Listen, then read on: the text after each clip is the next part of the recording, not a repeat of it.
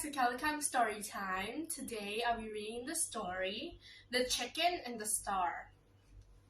One quiet winter night, an old chicken became very sick, and the symptoms of its illness got worse and worse.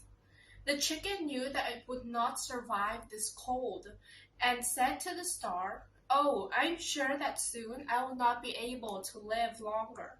Who will become the sunrise in the mornings?" When the star heard the chicken, it said, "Humans have killed more chickens than there are stars in the sky, and the sun is still able to give light. Therefore, your death, it has nothing to do with the warmth provided by the sunlight."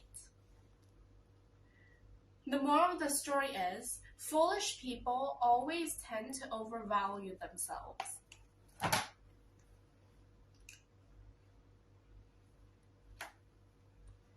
Question number 1. What was wrong with the chicken?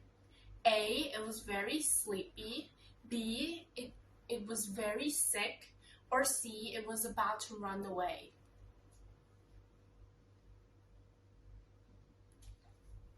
Question number 2. Who was the chicken talking to? A. The sun. B. The moon. Or C. The star. I'll see you guys next time. Goodbye!